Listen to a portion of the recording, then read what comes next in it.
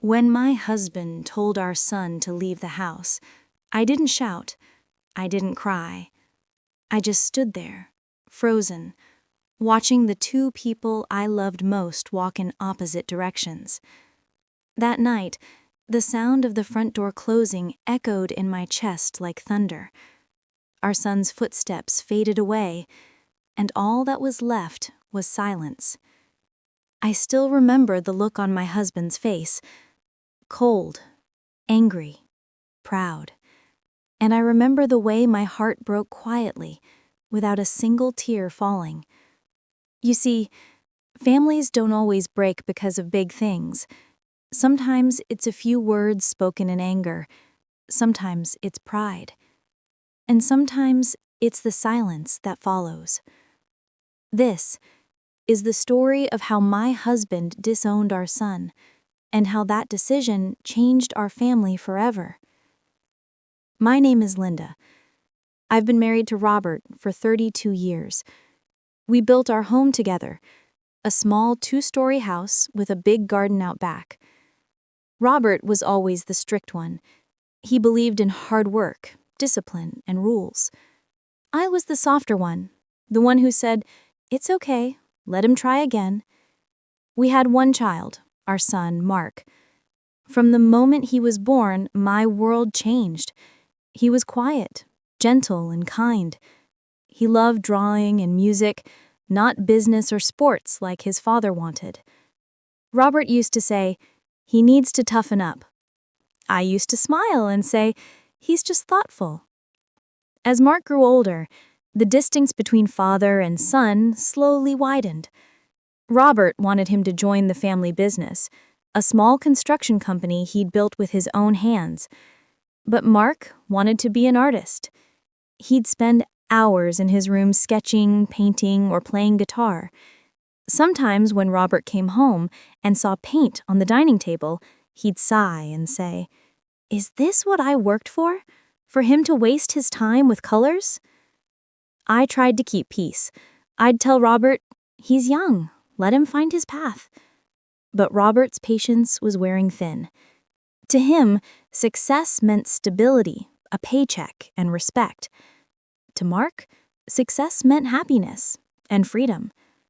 And I was caught in the middle, between a husband's pride and a son's dreams.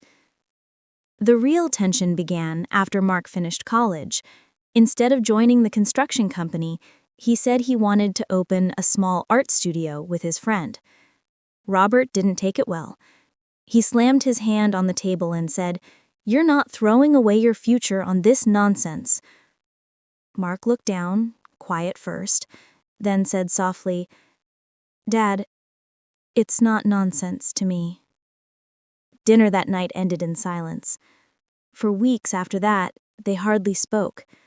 Then, one evening, Mark came home late, his clothes covered in paint, his face tired but proud. He'd sold his first painting. He showed me the small envelope with the money and said, "Mom, it's not much, but it's mine." I smiled and hugged him, but when Robert walked in and saw us, his face hardened. He didn't say a word.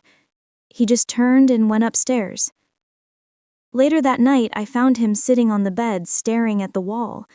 He said quietly, "He'll never learn.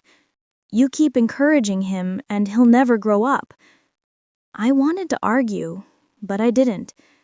Sometimes silence feels safer than another fight. Months passed, and the house felt heavier. Dinner conversations turned into short answers. Mark started spending more time away, working on murals, teaching art to kids, living his dream. Then one night, everything broke. It was raining that evening. I was making soup when the door opened. Mark came in, soaked, holding a small suitcase. "Mom," he said, his voice trembling, "Dad told me to leave." I froze. "What do you mean, leave?" He looked down. "We argued again. He said I'm no longer his son." My heart sank. I dropped the spoon, wiped my hands, and ran upstairs. Robert was sitting in his chair staring at the rain outside. I said, "What did you do?" He didn't look at me. He just said, "He disrespected me. He said I was controlling his life. I've had enough." I said, "He's your son, Robert." He said, "Not anymore." Those 3 words, "not anymore." They tore through me like glass. I begged him to take it back, but his face was set like stone. Downstairs, Mark was waiting by the door, his eyes red. He said, "Mom, it's okay. I'll be fine." He hugged me tight, the kind of hug that says goodbye. And then he left. The door closed softly, and the house went quiet. That night I lay awake listening to the rain. I kept thinking, what kind of home loses its warmth over pride? For weeks, Robert didn't mention Mark's name. He ate, worked, and slept like nothing had happened. But I could see the emptiness in his eyes, even if he refused to admit it. I called Mark secretly. He was staying with a friend, doing small art projects, trying to stay strong. He said, "Don't worry, Mom. I just wish Dad could see me, really see me." Months turned into a year. The seasons changed, but inside the house, it was always winter. Robert's hair grew grayer. He spoke less and smiled even less. He pretended he didn't care, but I knew. One day, a letter arrived. It was from a local gallery, inviting Robert to an art exhibition. The artist's name? Mark Daniels, our son. I left the letter on his desk without saying a word. That evening, I saw him staring at it for a long time. Then he quietly folded it and placed it in his jacket pocket. On the day of the exhibition, he didn't tell me he was going, but I knew.